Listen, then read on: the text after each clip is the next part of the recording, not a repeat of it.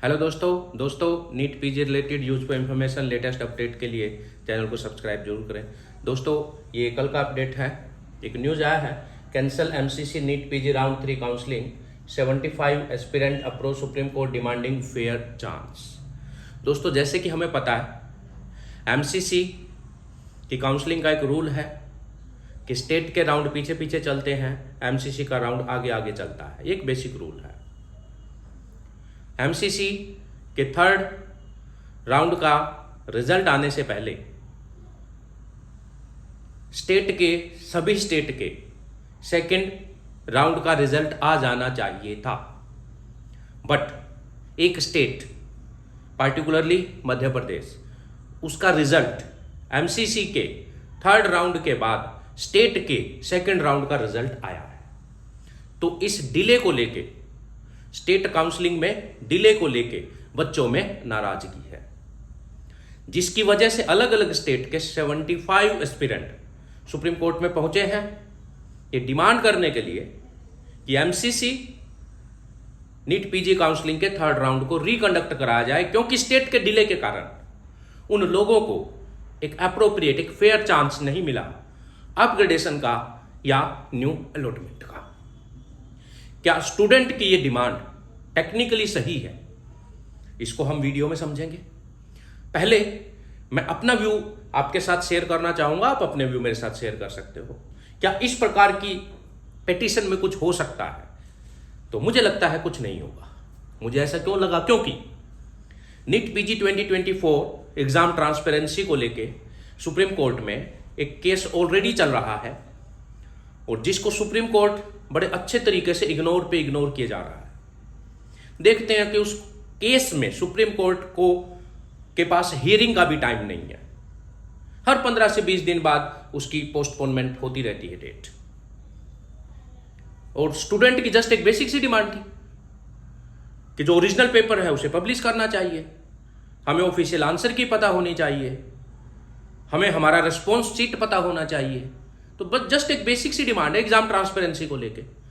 तो उस डिमांड को लेके ही सुप्रीम कोर्ट सीरियस नहीं है, तो क्या काउंसलिंग को कैंसिल करके रिकंडक्ट करने का सुप्रीम कोर्ट ऑर्डर दे सकता है? तो मुझे तो नहीं लगता है। आपको बताइए क्या लगता है। अब बात करते हैं टेक्निकलिटी पे कि टेक्निकली बच्चों ने कहा कि उनको फेयर चांस नहीं मिला, ऐसा उन्होंने क्यों कहा। दोस्तों अब इसको हम टेक्निकली समझने की कोशिश करते हैं। जो 75 एस्पिरेंट्स हैं उनका कंसर्न जेन्युइन है या टेक्निकली सही है कि नहीं है, वो किस बिहाफ पे ये बोल रहे हैं कि उनको फेयर चांस नहीं मिला, देखते हैं।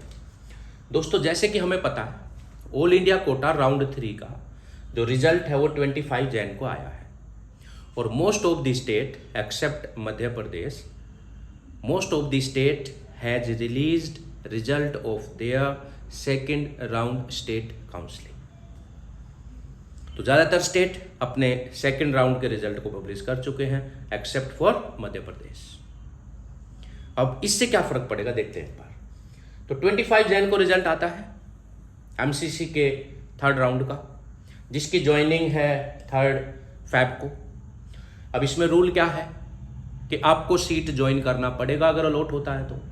अगर आप सीट ज्वाइन नहीं करते तो आप एमसीसी की काउंसलिंग से बाहर हो जाएंगे, स्ट्रे राउंड में पार्टिसिपेट नहीं कर पाएंगे।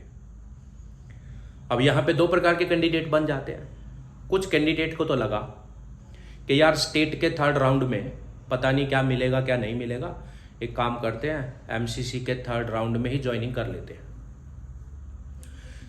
और स्टेट के थर्ड राउंड में मान लो अच्छा सीट मिलने का जो प्रोबेबिलिटी था वो उन्होंने मिस कर दिया। कुछ स्टूडेंट ऐसे मिलेंगे जो एमसीसी की थर्ड राउंड की अलॉटमेंट को ज्वाइन नहीं करेंगे, उनका सीट खाली हो जाएगा, स्ट्रे राउंड में ऐड हो जाएगा, और स्टेट में जो भी उनको मिलेगा स्टेट के थर्ड राउंड में वो उसको ले लेंगे। अब एमपी का केस देखते हैं। तो ये तो हो गया मोस्ट ऑफ द स्टेट के साथ। अब एमपी का केस स्पेशल कैसे है। मध्य प्रदेश में सेकेंड राउंड का रिजल्ट आया है 30 जैन को।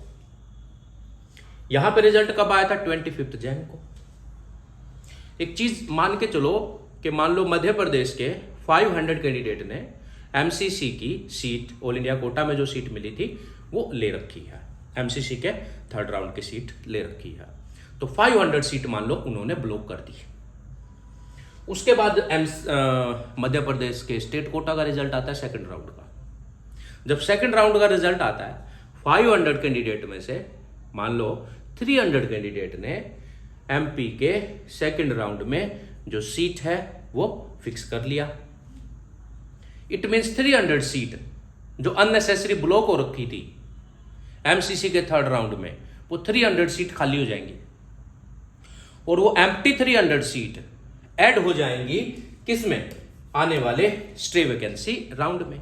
तो अब 75 कैंडिडेट जो सुप्रीम कोर्ट अप्रोच किए हैं उनका ये कहना है कि वो जो अननेसेसरी ब्लॉकेज हुआ मान लो इस केस में 300 सीट का, उन 300 सीट पे उनको कंपीट करने का चांस मिला ही नहीं। क्योंकि अगर स्टेट का सेकंड राउंड का रिजल्ट पहले आ जाता तो वो 300 कैंडिडेट स्टेट को पहले ही ज्वाइन कर लेते और अननेसेसरी 300 सीट की ब्लॉकिंग नहीं होती और इस वजह से उनको अपग्रेड करने का और न्यू अलॉटमेंट का चांस बढ़ जाता। I hope you understand this technical point. Thank you very much.